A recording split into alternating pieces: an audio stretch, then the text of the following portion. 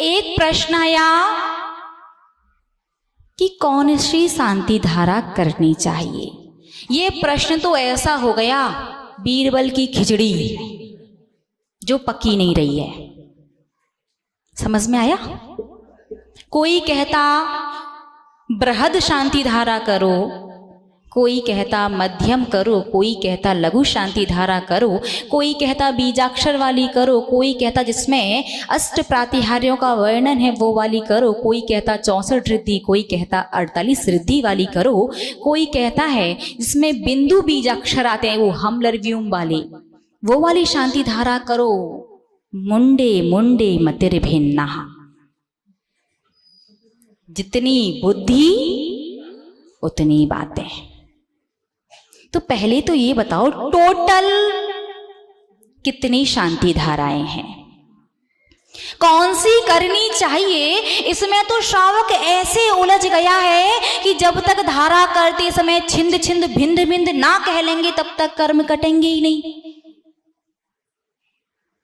कौन सी करनी है उससे ज्यादा महत्वपूर्ण है कि शांति धारा करनी कैसे है। सबसे पहले तो बताओ शांति धारा टोटल कितने प्रकार की है?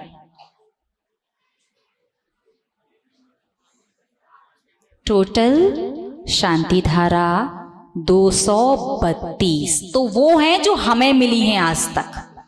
बाकी ढूंढोगे तो शायद और भी मिल जाए। टोटल कितनी मिल चुकी हैं अभी तक हमें? 232 शांति धाराएं।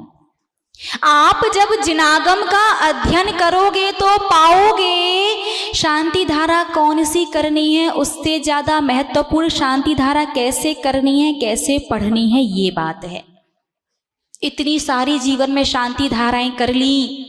भरत चक्रवर्ती का तो एक शांति धारा के माध्यम से सारी शांति हो गई थी।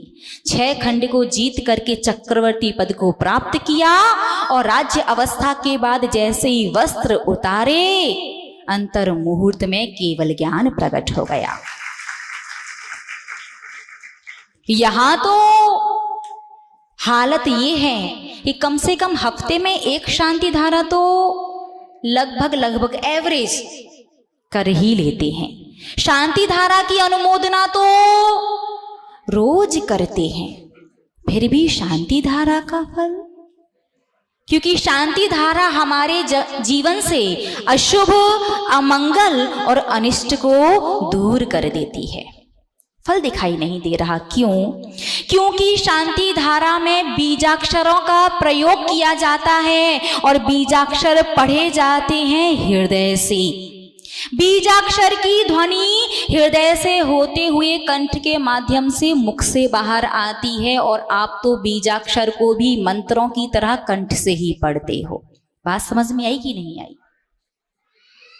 हृदय से जब बीजाक्षर आप पढ़ो, ह्राम ह्रीम ह्रूम ह्रौम ह्रः, आपको यहाँ हल्का सा वाइब्रेशन फील होगा। ऐसा लगेगा जैसे पीछे की तरफ कोई आपको हल्का सा पुश कर रहा है और आप ह्राम ह्रीम ह्रूम ह्रौम ह्रः पता नहीं क्या पढ़ दिया और सही भी पढ़ा, बहुत राम रीम रूम कर देते। पहली बात तो बीजाक्षर शुद्ध होने चाहिए, दूसरी बात बीजाक्षर का उच्चारण हृदय से होते हुए आना चाहिए, तो ही वो बीजाक्षर हैं। कंठ से पढ़ोगे तो बीजाक्षर नहीं, मंत्र है। मंत्र और बीजाक्षर में अंतर क्या है? छोटा सा एग्जाम्पल देते हैं। हमारे 8 कर्म है मुख्यतः। वैसे ही मान लीजिए 8 मंजिल की कोई बिल्डिंग है। कितने मंजिल की? 8 मंजिल की।